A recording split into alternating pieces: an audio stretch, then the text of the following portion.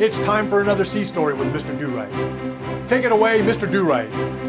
I think they're ready for it. Welcome back to Sea Stories with Mr. Durite. I am your host, Mr. Durite, and today's show, American Sniper. It's been in the news, lots of controversy. I gotta do something about it. I can't help it. And there's a reason I gotta do something about it. This is something different because, I'm normally telling stories. But if you watch my other show, I'm really big into movies. So, of course, I had to see this. I'm a veteran. I gotta go see it. I seen Black Hawk Down. I seen Saving Private Ryan, Zero Dark 30, Act of Valor. So I gotta watch stuff like this. Then I gotta represent the Navy, too. Hell, I even saw Battleship. And I love that movie, too. But all jokes aside, I had a problem with this movie. Now, don't get me wrong. I'm not saying that I wasn't patriotic and, I didn't feel for Chris Kyle and everything. Look, that dude was a badass all day long, twice on Sundays. He knew what he wanted to do. He went in there and he did it. He served his country and he did what he was told. People call him, oh, he's a mass murderer and all this other stuff. Come on, man. It is war. And it is what it is. My problem with this movie is that I believe the focus was put on the wrong part. If you haven't seen the film, I'm not going to try to give stuff away. I'm not going to spoil it for you. But they focus more on the battle. They focus more on the war than focusing on the man, his relationship with his family, and more importantly, PTSD. This was a missed opportunity to bring more light to PTSD, post-traumatic stress disorder. Now, Clint Eastwood is a great director. He's a great actor. He did a great job in this film. But when 3/4 of the film is about being in battle, well, it's a war film. But Chris Kyle was more than that. And I commend the man for what he did once he came back over. Because I believe that's where we are failing. We are not taking care of our brothers and sisters. And this is a Sea Story, so I got a quick story. And it's nothing big. It's not even funny. We were talking about this movie at work in the break room. And I was saying exactly what I'm telling you now, that I believe that the film missed this mark. And the guys I was talking to, they was ready to go. So I was getting up and I'm leaving out with them. But there's a guy sitting on the side of me. He was in the Army and he said he was over there. And the reason I know this is because when I got up, he stopped me.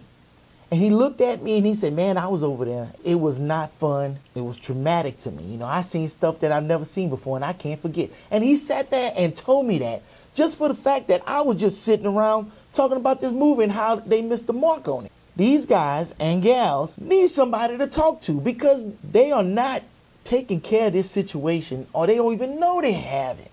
And that's the sad thing. You could tell when something is wrong with somebody just by looking at them. You're looking in their eyes. When somebody just appears to be sad all the time. I'm not saying you need to go up there, hey, buddy, No, I'm just saying, look, sometimes people need somebody to listen to them.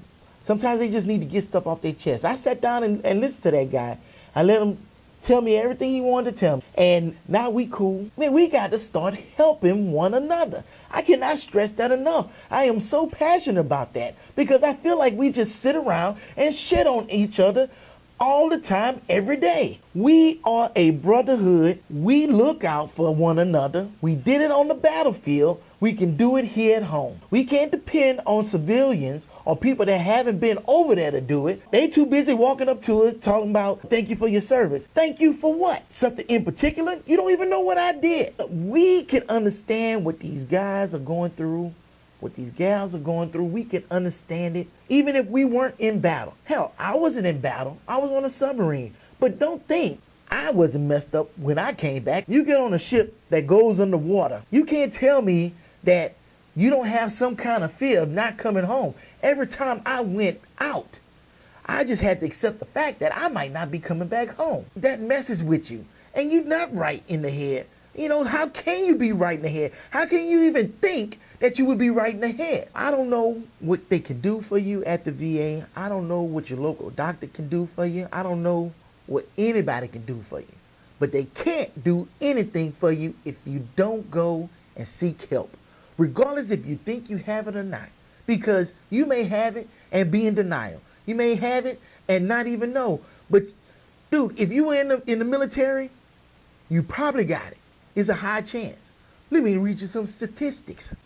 11 to 20% of vets that fought in the Afghan-Iraq war was diagnosed with PTSD. 12% of vets from the Gulf War was diagnosed with PTSD. 15% of vets that fought in the Vietnam War was diagnosed with PTSD. And you know that's not all of them.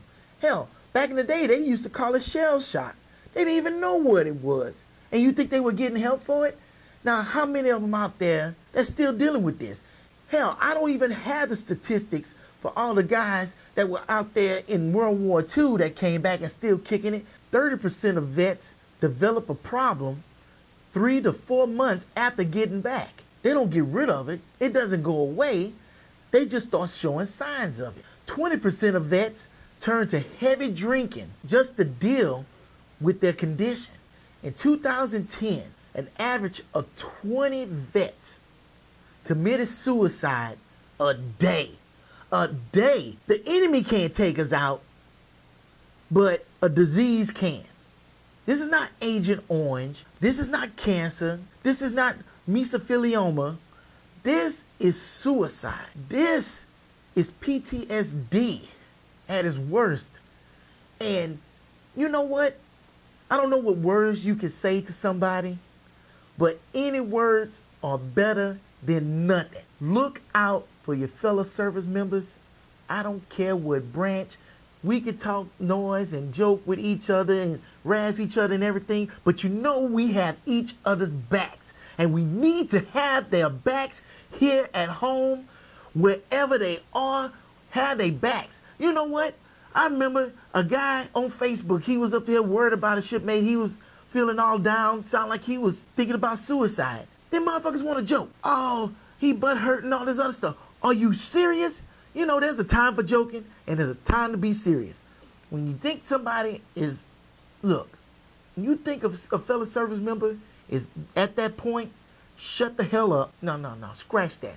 Shut the fuck up and do what you can do to help. If you can't do nothing, shut up, sit back, and let somebody else do it. I'm saying that. I'm putting that on the line. That's who I am. I can be funny, but I'm a passionate son of a gun, and I'm passionate about that. If I'm going to get up in front of y'all, make these videos, I'm going to practice what I preach.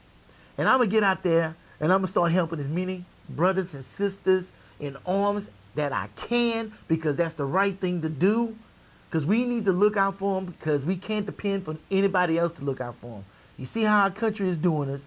You seen all that mess in 2014 with the VA stuff. You want their lives to depend on some bureaucratic stuff? I think not. Man, I keep a VA book in my car. If I see one of these guys on the side of the road panhandling or something, man, I'll stop and say, hey man, are you getting your benefits?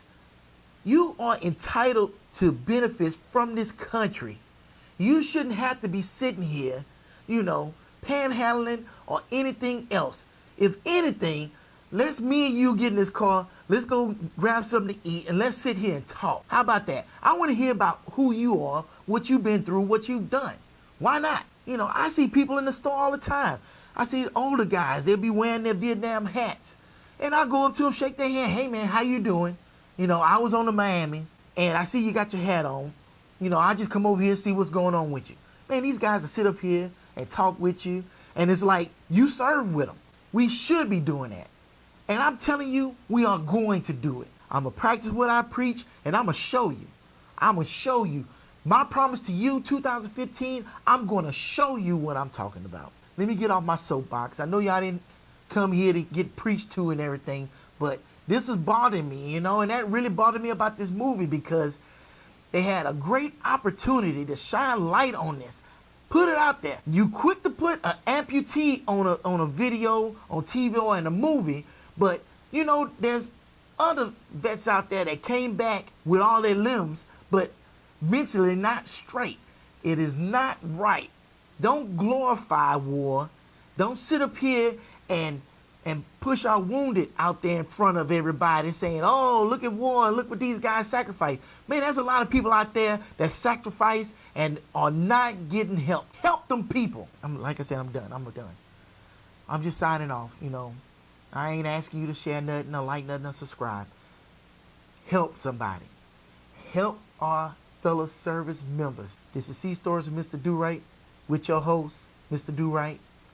And I'm out of here till next time. Peace. My name is Corporal Bradley Joseph Seitz. Captain Joshua Brandon. Bob Murphy. Kate Weber. Jerry Reed. Will Sanchez. And I have PTSD. I have PTSD. I have PTSD. I thought I was losing my mind. Everything just fell apart. I was still in a war zone in my mind. I felt isolated. I felt alone. And I made a choice.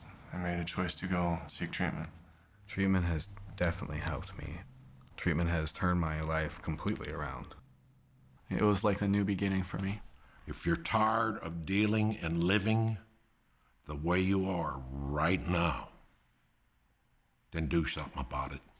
Quit beating yourself up and go ahead and help. You know, that's basically all I can tell you. But you know you need help, so go get it.